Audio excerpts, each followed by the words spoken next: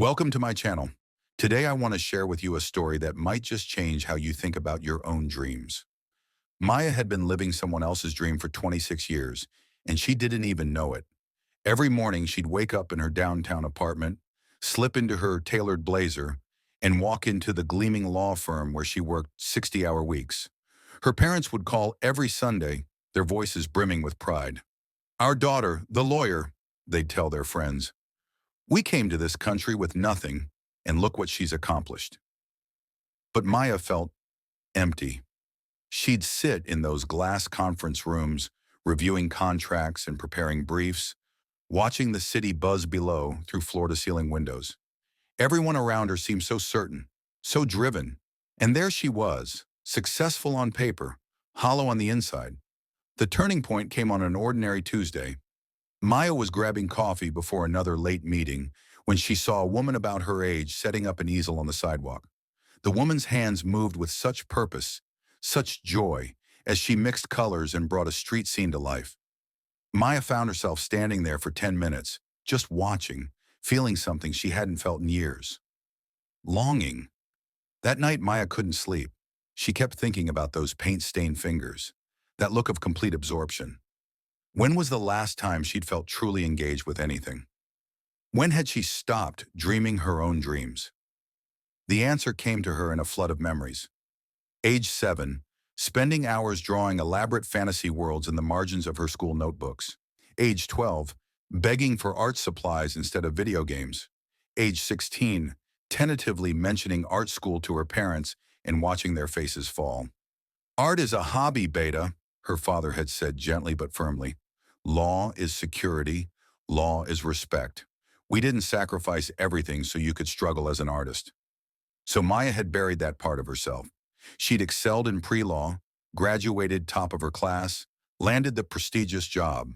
She'd become everything her parents wanted her to be and lost everything she wanted to be in the process. The next day, Maya did something that terrified her. She bought a small canvas and some basic paints. Her first painting was terrible. Her hands shook, her colors muddy, her proportions all wrong. But for the first time in years, she felt alive. She felt like herself. Maya started painting in the evenings, then on weekends. Her apartment slowly filled with canvases, some failures, some surprisingly good, all authentically hers. She painted her fears, her dreams, her memories of childhood in Mumbai, her love for her adopted city. The hardest conversation of her life came 3 months later. "I need to tell you something," Maya said to her parents over dinner.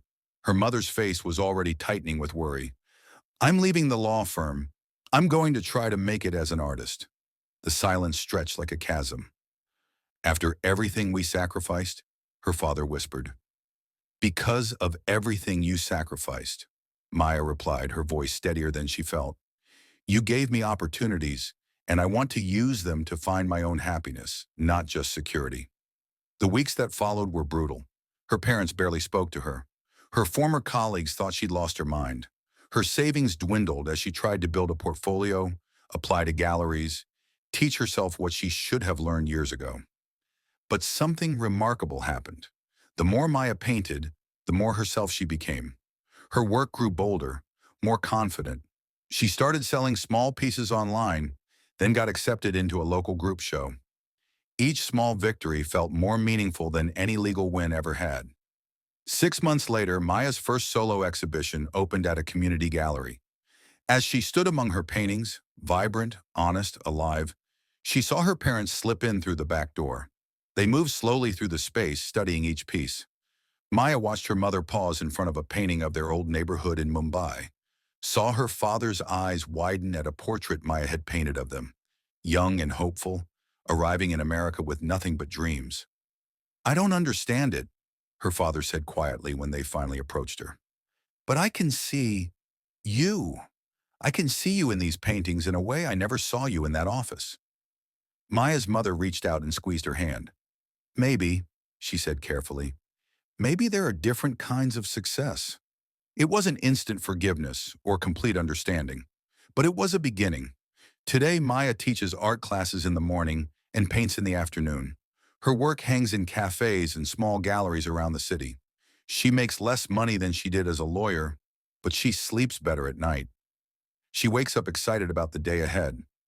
Maya learned something profound in those months of uncertainty. Fulfillment isn't about meeting other people's expectations, even people you love. It's about having the courage to disappoint others in service of being true to yourself. The borrowed dream had served its purpose. It had given her stability, confidence, and the means to eventually choose her own path. But it was never meant to be her final destination. Sometimes the greatest gift we can give the people who love us is the chance to love who we really are, not who they think we should be. Maya's story reminds us that it's never too late to reclaim our dreams, that the path to fulfillment isn't always straight or easy, but it's always worth taking. Because in the end, the only life we truly have to live is our own. Thanks for watching today's story. If Maya's journey resonated with you, I'd love to hear about it in the comments below. And if you enjoyed this video, don't forget to subscribe for more stories about finding the courage to live authentically